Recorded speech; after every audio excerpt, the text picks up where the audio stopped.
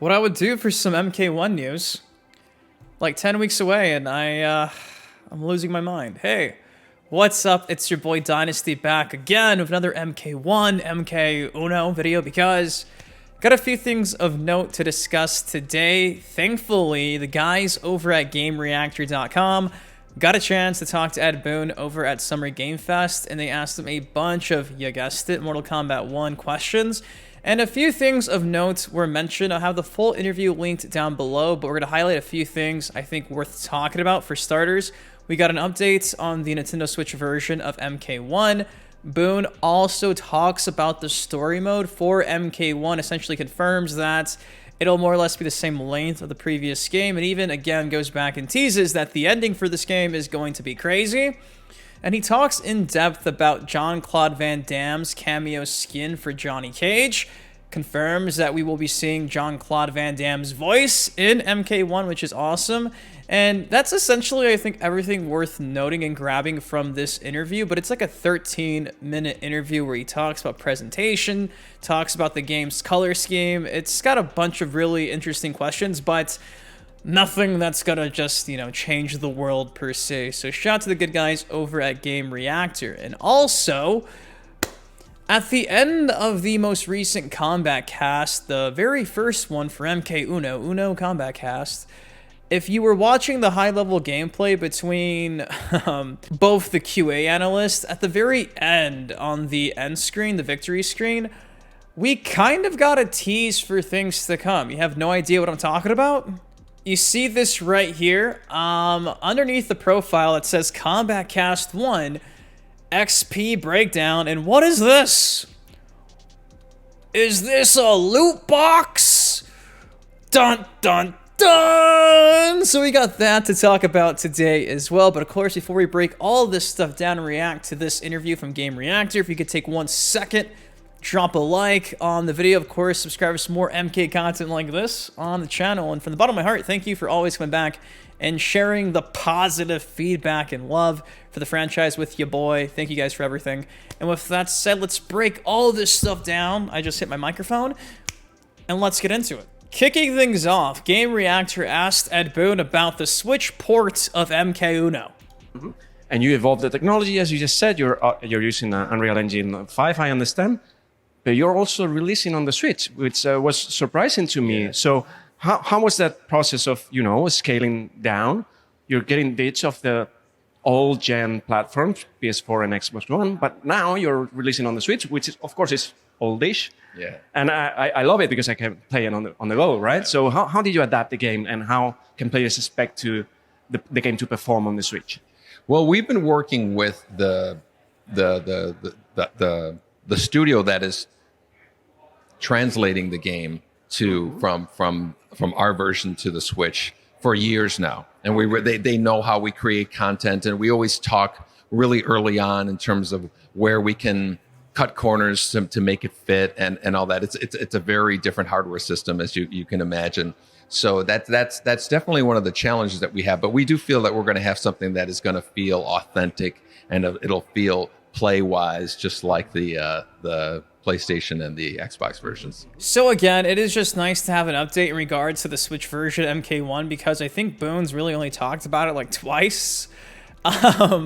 So again, for those who do not have a current gen console, at least you know that at the very least, despite graphically not being on par with the current gen consoles and hardware, the game will play just like the game does on current gen systems. Again, I have Mortal Kombat 11 on my Switch, and it was enjoyable for what it was. The combos worked. It was 60 frames per second. Obviously did not look as great as the current gen, but still nerve-wracking to see the actual gameplay. But whenever it drops, at least we know it'll play like we're expecting, because again, we have not one but 2 different companies working on the port, the same guys who got The Witcher 3 on the Switch. So have some faith. Won't be a cloud game. It'll actually be downloaded onto your Switch device. So Switch owners, again, had to bring it to you because I know it can be a bit scary, especially when they're taking pre-orders and we haven't seen any footage at all. And again, we're only like 10 weeks away from the Switch version dropping alongside the Xbox PlayStation and PC side of things. Next up, Ed Boon answers questions about the game's story mode. Check this out right here. Mortal Kombat was one of the very first, if not the first games that had like a really deep and you know, cinematic story to it. Fighting game with a so now cinematic story. we have the new universe created by Liu Kang, and new relatives, new relationships. So we know that Sub-Zero and Scorpion are now siblings, brothers. Yeah. So can you give us a couple of examples of what fans can expect in terms of these new relations between characters? Yeah, what you described is very accurate in terms of how our Mortal Kombat story is being told. It is, you know, resetting the universe. Liu Kang literally creates a big bang, and there is a reintroduction of all of the characters, and they have sometimes similar roles, sometimes dramatically different roles. Raiden was always the Thunder God. He was the elder statesman, you know, teaching all the Mortal Kombat characters, you know, what is right and wrong. Now he is the young, you know, kind of like Liu Kang was, like almost like a Shaolin monk working in the fields. He you know, he when you first see him, he doesn't have electricity powers. There's a lot of origin story stuff. You see how. So we're gonna see Raiden get his powers in MK1. How Raiden became how he is. You see how Kung Lao, you know, got his hat and that's so cool. That's gonna be really sick to see for both. There's a whole bunch of origin kind of moments that explain to the player how in this universe they came to be. So it's a lot of reintroducing of characters, but the fact that it's this new storytelling with characters players love and already know, I think it's a great combination of new versus familiar. Yeah, they're gonna be making comments during the fight, and some of them are references to the relationship that they have with each other. So there's story elements that get kind of have their little moments in the actual combat there, but a lot of it is like when they first clash after a fight, they'll have a conversation, and that's gonna give you ideas of their relationship as well too. But once you go through the story, you really get that's the best way to have a good understanding of these new relationships that they form. You know, some of them before them they might have been, you know, enemies, and now they're allies, and vice versa. And there's a lot of team ups that we've done in previous games that you're going to see nods to, and so it's if you're a Mortal Kombat fan, you're going to love the story mode for sure. And it's going to last as long as the previous, more or less previous story modes, almost like a movie. Yeah, exactly. It's a long,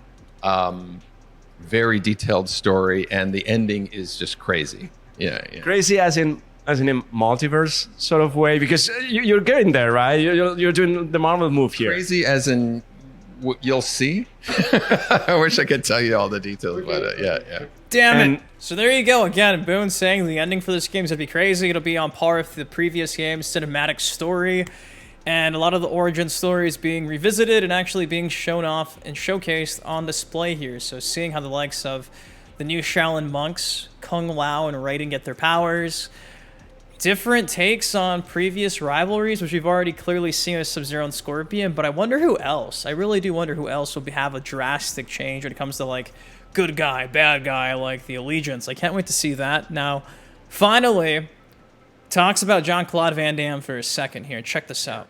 But this is something that we've wanted to do since the very first Mortal Kombat game. And over the years, we've pinged them, you know, asked them, how about right now? How about now? And we've come close a few times, but it's for whatever reason, it just hasn't come through. And now we finally are going to. And what's great is it's not just Jean-Claude Van Damme as Johnny Cage. We have his voice that he's going to be, you know, we're going to have his voice in there too. So it's really going to be Jean-Claude Van Damme in there. Is that done already? Like the voice? We've recorded him. Yeah. And his moves too, or just the voice?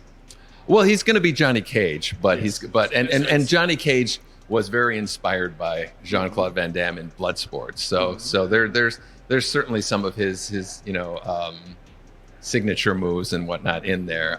But there is going to be, it's going to be great to see him kind of reprising that role. So there you go. Again, I have the full interview link down below. It's like 13 minutes long. They talk about a lot of stuff, not just the 3 things we actually focused on today. So yeah. Stoked, man. I just wish we had some more reveals or news, because as cool as these interviews are, I want some more of that MK1 goodness. And again, speaking of MK1 goodness, so at the end of the combat cast, after the high-level gameplay, you get to see the XP breakdown. So clearly, we're going to be able to customize our combat card, have our combat card icon. We're going to have a leveling system like we've seen going back to the days of Mortal Kombat X, all the way up until Mortal Kombat 11 with the Injustice franchise as well. But you can look here. We have the Scorpion and the Johnny Cage avatar, which is interesting. I'm assuming this is going to be reminiscent of the days of maybe like Injustice 2, where you could maybe level up your characters, because I feel like for some reason we're going to have like a leveling system here. It's going to just slowly fill up this meter, and it'll tell you the level somewhere. Probably after it fills up, it'll be like level 3 achieved, and then you'll get like, I don't know, this is like a loot box of some sort. Now confirmed, there will be no crypt mode in MK1. So how do you unlock things for characters if there's no crypt?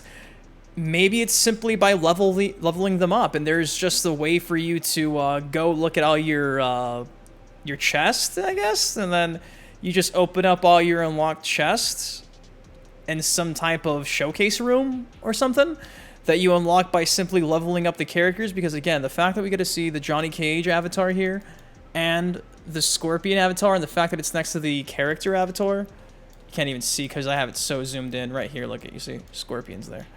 My bad. The fact that it's on the bottom of the character profile and not next to the character profile makes me think that it's for the actual character being showcased and not the accounts per se. So I think you'll probably unlock like character-oriented combat cards, icons. Don't think there's a gear system, so I don't think you're unlocking gear. I think it'll maybe every 10 levels there's like a skin or something. I truly don't know. So of course we're in this together. You guys gotta let me know your thoughts on this, because I've not seen anybody talk about this whatsoever. What the hell this means for us when it comes to unlocking content with there being no crypt. And I know you guys can probably come up with some great ideas, because for me personally, the only thing I could think of is maybe some combat card unlocks and maybe some skins for the actual leveled up character. But I think this just confirms that as you play the game, you'll level up your character that you're using, and that'll be how you unlock skins or combat card stuff, I guess. I don't know, because again, no crypt mode, but this is super interesting to see how there's like even an XP breakdown per character, not necessarily per profile. Does that make sense? So I thought that was interesting. I've been sitting on this for a couple days now. I want to bring this to you guys and say, hey, what do you think about this? What do you think? Because I don't know. I truly don't. Let the speculation begin. But guys, that's all I got for y'all today. What do you think of everything we talked about in today's video on this fine Friday night? If you enjoyed it, though, please take 1 second to drop a like on the video. Of course, subscribe for some more MK1 content like this on the channel. Till next time, been your host, Been Dynasty. You guys, please take care, stay safe. I love you. Thank you for everything. MK1 dropping soon. What does this mean? I don't know, but I'll see you in the next video. Peace. Living on a crack, but I'm not superstitious. Count all these racks, I'll be steady coming.